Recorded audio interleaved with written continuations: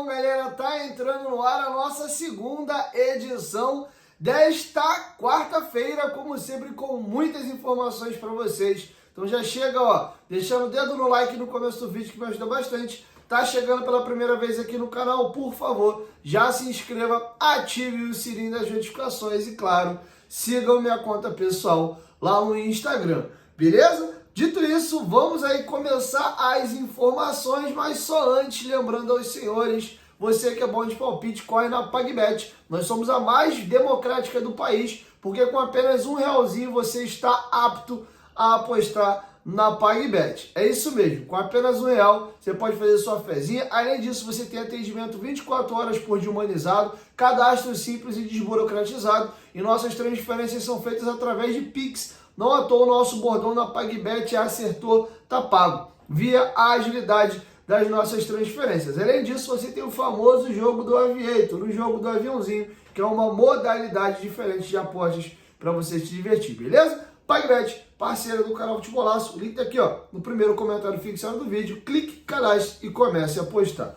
Dito isso, galera, vamos aqui para as informações. Primeira informação de agora à noite dos companheiros do Atenção Vascaínos, através do jornalista Joel Silva. O Vasco está acionando o Ramon Dias na justiça, cobrando a ele quase 30 milhões de reais pela rescisão de contrato. Tá? O Ramon Dias entrou junto à FIFA pedindo uma rescisão de contrato unilateralmente, alegando ali que o Vasco havia o demitido e não tinha acertado com ele as verbas decisórias.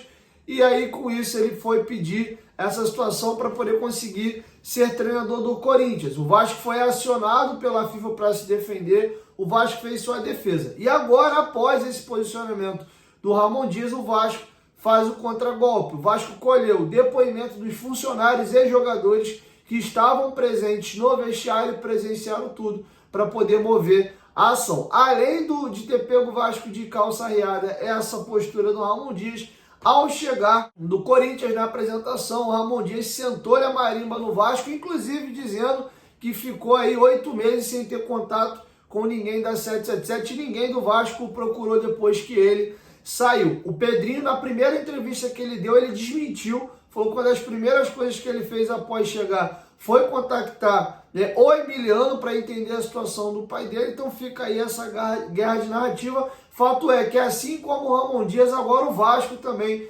entrou na justiça. Acredito eu, sabe qual deve ser o fim da história? O direito do Vasco é bem forte. Acredito eu que, no final das contas, tem um processo do Vasco do lado, tem um processo do Ramon Dias do outro. As partes vão acabar chegando num acordo que fique melhor para todo mundo. Quem sabe até ninguém deles a ninguém. Mas se for até o fim das consequências, aí é grana alta e um vai ter que indenizar o outro. Ou o Vasco vai ter que pagar o Ramon Dias quase 30 milhões, ou o Ramon Dias vai ter que pagar isso para o Vasco da Gama. Situação lamentável, né, cara? Gerou-se uma relação muito boa do Ramon e da sua comissão técnica com o torcedor do Vasco em 2023, mas após essa saída e tudo que está acontecendo, a imagem dele está bem arranhada com o torcedor. Beleza? Essa é uma informação que eu gostaria de trazer para os senhores. E para as senhoras, né? Tem muitas mulheres que nos assistem também. Vamos aqui agora para outra situação sobre reforços. O Vasco não vê mais a posição de volante como uma carência, já que Hugo Moura e Matheus Carvalho acertaram a questão da volância. O Souza está sendo preparado fisicamente para poder entrar no time, ou pelo menos revezar ali entrando no segundo tempo. É mais uma situação que o Vasco ganhou de elenco, então o Vasco não vê mais como uma necessidade de contratar volante. O Vasco vai focar em mais um ponta na janela e um zagueiro.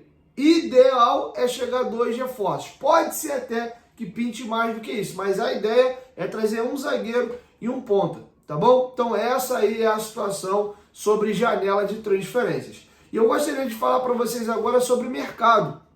O Globoesporte.com publicou de que o Rossi tem conversas com o Paysandu. A diretoria do Paysandu procurou o Rossi, eles vêm mantendo conversas. O jogador tem contrato com o Vasco até o final do ano. O Paysandu está na segunda divisão do Campeonato Brasileiro. O Paysandu é clube de infância do Rossi. O Rossi nunca atuou no Pará. Ele fez as divisões de base dele no Flamengo, terminou no Fluminense. A primeira oportunidade profissional dele foi na Ponte Preta. Ele deu uma rodada até chegar a Goiás, Chapecoense, Inter, Al-Faisal e Vasco. né? E aí ele catapulta a carreira de vez no Brasil através do Vasco em 2019, vai para fora, retorna agora ao Vasco. Então, o Rossi tem possibilidade sim de ir ao Paysandu. Vamos aguardar aí, sendo nos próximos capítulos. Sobre a partida contra a equipe do Grêmio em Chapecó no domingo, vamos ter novidades na equipe. A tendência é que o Adson seja poupado, tá? A tendência é que o Adson não jogue contra o Grêmio. Por quê? Ele estava com edema na coxa antes do jogo do Atlético Goianiense, fez tratamento intensivo, inclusive tratou lá e jogou. E no jogo do final de semana agora contra o Galo, ele jogou e depois do jogo ficou inclusive fazendo gelo. Então, para evitar estourar e ter uma lesão, ele deve ser preservado e não viajar, para poder ter condições plenas para o jogo contra o Atlético Goianiense pela Copa do Brasil no meio da semana, tá? Então essa é a situação envolvendo o Adson. O Praxedes deve sair da equipe, teve uma atuação bem ruim e foi preponderante para o placar da partida contra o Atlético Mineiro, e com isso 2 novas vagas abrem aí na equipe. Nós temos novidades. Felipe Coutinho tem boas possibilidades de começar como titular na vaga do Praxedes, podendo atuar talvez aí 45 minutos e sair no intervalo, ou um pouquinho aí do início da segunda etapa. O Payet deve viajar com a delegação, então a tendência é que o Coutinho inicie a partida e o Payet entre na segunda etapa, provavelmente até o Payet entrando na vaga do próprio Coutinho. Para a vaga do Adson, que deve ser preservado, quem deve jogar é o Emerson Rodrigues, tá? O Emerson Rodrigues joga dos dois lados do campo, ele prefere atuar na esquerda, cortando para dentro, mas joga também do lado direito. Então ficaria David, Emerson Rodrigues, Verratti, Coutinho, com Hugo Moura e Matheus Carvalho do meio para frente, mantendo a formação no 4-2-3-1, tá? Então essa é a situação. Vamos ficar de olho e vou trazer mais informações para vocês no transcorrer da semana. Outra situação que eu gostaria de trazer para vocês aqui, bem interessante, o Vasco acaba de igualar a campanha que nos levou para a Libertadores em 2017. O Vasco, após a 18ª rodada, tinha 23 pontos. A diferença é que naquele brasileiro o Vasco era o 9º colocado com 23 pontos. Agora ele tem os mesmos 23 pontos e está aí na 11ª colocação. Importante frisar um detalhe também, que desde 2017 essa é a melhor campanha do Vasco. 2018, 19, 20, aí 21 Série B, voltou 22, caiu, 22, 21 e 22 jogou a Série B, 23 também a campanha é pior. Vamos aqui em ordem na era dos pontos corridos, as melhores campanhas do Vasco. A melhor foi em 2012, após 18 rodadas, o Vasco tinha 35 pontos e era o 3º colocado. A segunda melhor campanha foi em 2011. O Vasco tinha 34 pontos após 18 rodadas e era o 4º colocado. Em 2007, o Vasco tinha 30 pontos e era o 3º colocado após 18 rodadas. 2006, o Vasco tinha 26 pontos e era o 9º. 2010, o Vasco tinha 26 pontos e era o 7º colocado. 2004, o Vasco tinha 23 pontos e era o 14º colocado. Mesma pontuação de hoje, mas numa situação de tabela bem pior. 2013, ano que o Vasco foi rebaixado, inclusive, ele tinha 23 pontos e era o 12º colocado. E aí tu vê como a campanha do retorno foi preponderante para o rebaixamento. 2017, os mesmos 23 pontos, sendo que o Vasco era o 9º, ou seja, 2004, 2013, 2017 e 2024 o Vasco fez 23 pontos após 18 rodadas. Uma coisa que chama a atenção, em 2013 a gente fez 23 pontos e foi rebaixado. Em 2017 a gente fez 23 pontos e foi para a Libertadores. Então é importante entender que esse número agora é bem melhor do que o que a gente vinha vivendo nos últimos anos, mas não é garantia de que pela essa pontuação a gente vai brigar por Libertadores ou que a gente está safo de rebaixamento. Vai depender muito do retorno que o Vasco vai fazer. 2003, o Vasco fez 21 pontos e era o 20º colocado. Era o lanterna? Não. O Campeonato Brasileiro de 2003, salvo engano, ele inicia com 24 clubes, tá? Então aqui o Vasco era ali o primeiro time fora da zona de rebaixamento, tá? Ali em 2003, 21 pontos, galera pontuando bem. 2018, o Vasco tinha 20 pontos, era o 14º colocado. Olha como é que você é maluco. Em 2003, tu tem 21 pontos, é o 20º. Em 2018, tu tem 20 pontos, é o 14º.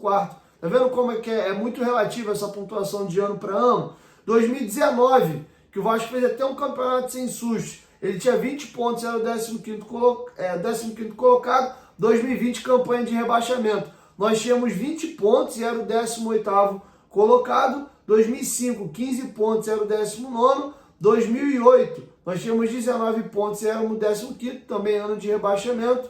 2023, 15 pontos, que foi a arrancada do Ramon, já tinha 15, e era o antepenúltimo colocado, 18º. 2015, ano também de rebaixamento, nós tínhamos 13 pontos e éramos o lanterna do campeonato, tá bom? Então tá feito o registro aí, essa é a atual campanha do Vasco, e deixa aqui embaixo nos comentários, vocês acham que com essa campanha o Vasco vai lutar para a Libertadores como em 2017 ou lutar contra rebaixamento como foi em 2013? Estão confiantes? Estão ainda preocupados com a equipe?